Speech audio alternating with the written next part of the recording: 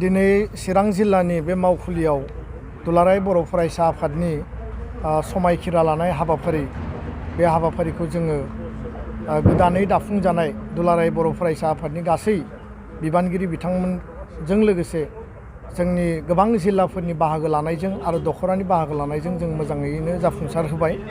आरो बे समाव रौतानि बड'लेण्ड फोथाराव दुलाराय बर' फरायसा आफादनि 52थि जि बोसोरसालिया जथुम्मा बेयाव आजावजानाय थांखिफोरखौ जोङो फोरमायनो नागिरदों। आंजों लोगोसे एबसुनि लोगो आफादगिरि खोरोमदाव औवारि, लोगो आफादगिरि रोमदोन बसुमतारी, गाहाय नेहाथारि खनेन्द्र बसुमतारी आरो जोंहा सोलोंथाइ नेहाथारि सोमावसार बसुमतारी दङ आरो गोबां बिबानगिरिफोर दङ।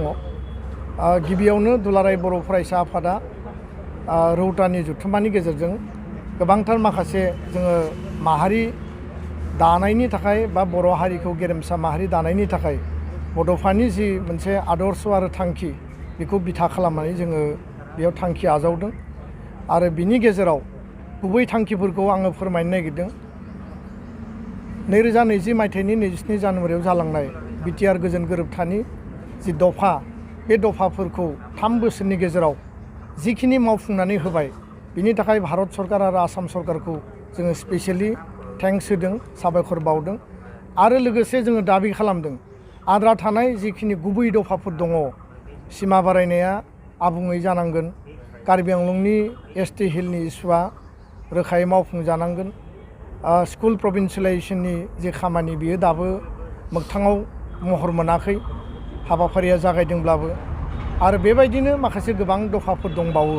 बे दफाफोरखौ गोख्रैनो 2024 मायथाइनि सिगां मावफुंनानै होनांगौनि थाखाय जोङो भारत सरकार आसाम सरकारखौ जोङो दाबि दैखांदों।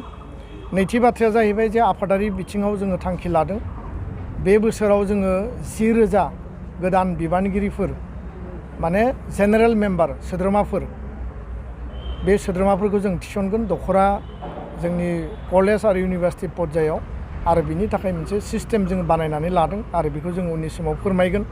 लोगोसेनो जोङो मोनसे माने मेलेमजिबिफोरनि सान्थौ शिबिर जोंनि दुलाराय बर' फरायसा आफादाव जायफोर बिबानगिरि दं बे गासैखौबो लानानै जोंनि बारग' बिबानगिरिफोरखौबो जों लिंहरनानै बिनि थाखाय मोनसे जोङो सावरायमेल जों लागोन।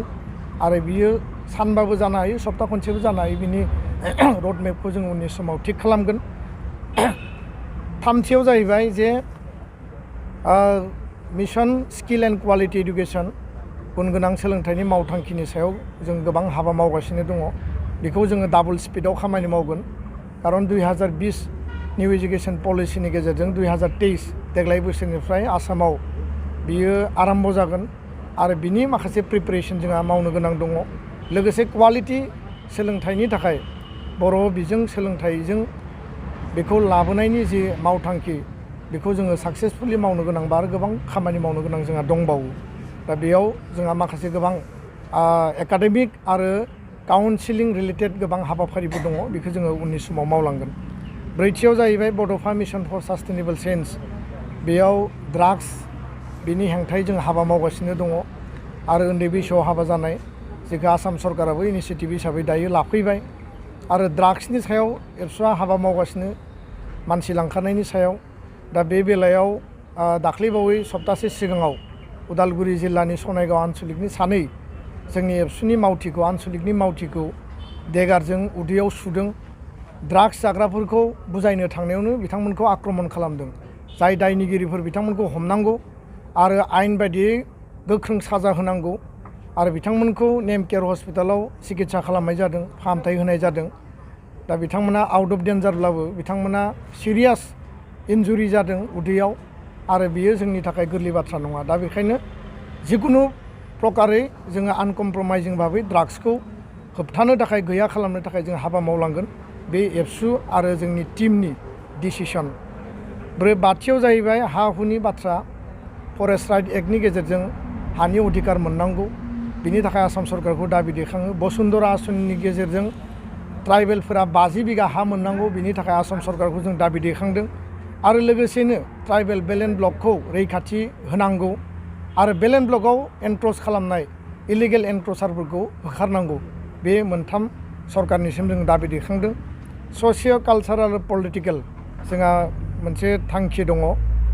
क'क्राझार लकसभा समस्ति बे लकसभा समस्तिखौ नैबे दा आथिखालनि जि delimitation process election commission of इन्डियानि गेजेरजों सोलिबाय थादों बेखौ थांनाय जि गोजाम ड्राफ्ट बेयाव डिरिजार्भ खालामनानै होदों आरो बेखौ जों मालाबाबो गनाया, बेखौ जों कमप्रमाइज खालामा। बेखायनो जोंनि बाथ्राया जाबाय स्पष्ट, क'क्राझार लकसभा समस्तिया जेरैबायदि एसटिनि थाखाय रिजार्भ बियो बाहाल थानांगौ आरो बिनि थाखाय जोङो जि पर्यायाव थांनांगौ आयेनगत भाबै हाबा मावनांगौ आरो डेम'क्रेटिक पन्थानि लामा लानांगौ। जों बे पर्यायसिम थांनो थाखाय जोङो रेडि आरो बिनि थाखाय सरकारखौ जों अलरेडि मिथिहोनाय जाबाय आरो खावलायनाय आरो दाबिखौ जोङो लाखिदों।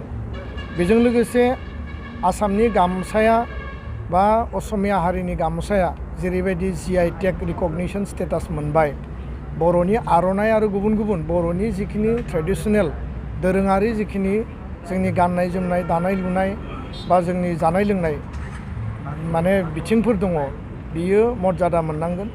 आरो दिनैनि बे मेलनि गेजेरजों आर'नाइखौ रिकगनिशन आरो स्टेटास होनांगौनि थाखाय कनसार्न अथरिटिखौ जोङो दाबि दैखांदों आरो खावलायदों आरो बिनि गेजेरजों बर' हारिनि आइडेन्टिटिखौ प्रिजार्भ खालामनांगौ आरो आर'नाइया जोंनि नंगुबै बेखौ जोङो बेंथानानै बा जों बेखौ गोग्गानायजों जोङो बोजबनानै लाखिनांगौनि थाखाय जोङो बेखौ दाबि दैखाङो। गोजोन आरो माने अनलायनायनि जि मोनसे थासारि, सान्ति सुक्तिनि उनाव गोजोन गोरोबथानि उनाव जों आथिखालाव नुनो मोन्दों जे गोबां माखासे बेबायदि थासारिफोर दिनै सोमजिदों। थांनाय 10 दिनाव चिरां आरो क'क्राझाराव मोनथाम डकाइति इन्सिडेन्ट जादों। सिलाइ दिन्थिनानै डकाइट खालामनाय आरो माखासे मिसक्रियेन्टफोरा बे खामानिखौ मावनाय जों नुदों। सोर मावदों मानो मावदों जों मिथिया, नाथाय जायफोरा मावदों बेबायदि गोजोनखौ सिमफायनाय आरो असान्ति लाबोनायनि जि थासारि खालामनो नागिरदों, आनरेस्ट खालामनो नागिरदों, बिनिफ्राय बिथांमोना जाहाथे गोजानाव थायो। जों दुलाराय बर' फरायसा आफादनिफ्राय आरो बर' हारिनि जानानै जों बिथांमोनखौ खावलायदों। आरो गुबुन फारसेथिंजाय जि मोनसे जाथाय जादों बिनि सायाव पुलिस प्रसासना, आसाम सरकारा, नखर बिफाना स्ट्रंलि इनभेस्टिगेसन खालामनांगौ आरो बिनि सायाव बेबस्था लानांगौ आरो दायनिगिरिनि सायाव स्ट्रं माने बे मिजार लानांगौ होननानै जोङो दिनैनि बे प्रेस मिटनि गेजेरजों खावलायदों। बयनिबो जिउ आरो सम्पतिनि रैखाथि होनाया सरकारनि दायित्व, प्रसासननि दायित्व। जों मिथियो जे आसामनि पुलिस प्रसासना बिराद स्ट्रं, खिन्थु बिथांमोना दिनै मानो दुरबल जादों, मानो फेलार जादों जों बुजिनानै मोनाखै। आरो बेबायदि इन्सिडेन्टआ जाहाथे रिपिटेड जाया बिनि थाखाय जोङो सरकारखौ दाबि खालामदों। गोजोन्थों। फरायसा आफादनि 52थि गोथार गायसननाय सान गाबोनो 15 फेब्रुवारि आरो 1967 मायथाइनि 15 फेब्रुवारियाव दुलाराय बर' फरायसा आफादखौ दानाय जादोंमोन। बै समाव आफादगिरि महरै बानेश्वर बसुमतारी, गाहाय नेहाथारि महरै कनकेश्वर नार्जारी आरो गासै गायसनगिरि दैदेनगिरि बिथांमोननि मोनसे गोथौ आरो गुवार मेलेमनि साननायजों दुलाराय बर' फरायसा आफादा जोनोम मोनदोंमोन। दिनै फैयै फैयै 55थि मोनसे जोंनि जि जार्नि, बे जार्निया दिनै सफैबाय आरो बे मोनसे गोग्गानायनि थासारि, बे मोनसे जारिमिनारि सम आरो बेयाव बर' हारिनो जिखिनि एबसुनि गासै मावथि बिबानगिरि बिथांमोना सिबिलांबाय, हाबा मावलांबाय, गावनि जिउखौ सेक्रिफाइस खालामबाय, जों अराय बिथांमोनखौ गोसोखाङो। अराय बिथांमोननि लामा थाबायनायखौ जों अरायबो संदाननानै लामा थाबायलांगोन। बड'फा उपेन्द्रनाथ ब्रह्म बिथांनि माहारिखौ गेरेमसा माहारि दानायनि जि मोन्थोर, बेखौ जोङो गोसोआव हमथानानै बोजबनानै हाबा मावलांगोन जोंनि बे समायखिरा। आरो गाबोननि जि 52थि गायसननाय सान, बे सानजों लोब्बा लाखिनानै गासै बर' हारि, बर' सुबुं, बुहुमाव थानाय, भारताव थानाय, आसाम आरो बड'लेण्डआव थानाय, बर' कसारि काउन्सिलाव थानाय गासैनिसिमबो रोजा रोजा साबायखर बावदों, खुलुमनाय जासिहरदों। आरो नोंथांमोना जोंखौ बजबबाय, अनसायबाय आरो अरायबो बोजबलांगोन, अनसायलांगोन, जोंखौ जोथोन लागोन, जोंखौ मदद होगोन। बिनि थाखाय नोंथांमोननि खाथियाव जेरखम खर' गंग्लायै जेब्लाबो जोंनि मान होनाय आरो सिबिनाया थागोन।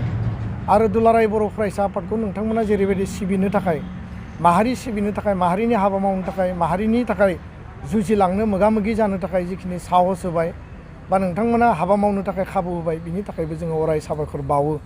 दा बयनिसिमबो गायसननाय साननि जि मोनसे गोजोननाय बे हामलायनायखौ आं बावहरबाय आरो बियो जोंनि थाखाय गोग्गाथाव मोनसे जार्नि आरो 52थि माने बोसोर एबसुनि जि आगान बे बर' हारिनिनो मोनसे सम्पद माहारिनिनो मोनसे माहारियारि आफादनि मोनसे आबुं मोनसे जारिमिनारि दावबायनाय आरो बे दावबायनायखौ साफ्रोमबो जोंनि कलेज इउनिभार्सिटि स्कुलाव फरायनाय फरायसा फरायसुलिया आंगोनि आफाद गावनि आफाद आरो माहारिनि आफाद फरायसा आफाद महरै बजबनानै बयबो हाबा मावलांगोन आरो लामा दिन्थिलांगोन लामा हान्थिगोन बेखौनो जों मिजिंथिनानै गाबोननि साना गोजोननि सान जाथों गोग्गानायनि सान जाथों आरो जाफुंसारनायनि सान जाथों बेखौनो आङो बयनिसिमबो खावलायबाय। जोंनि मिरु आफादा वेस्ट बेंगलनि करदांगा गोजौ फरायसालियाव जोङो हाबाफारिखौ लागोन।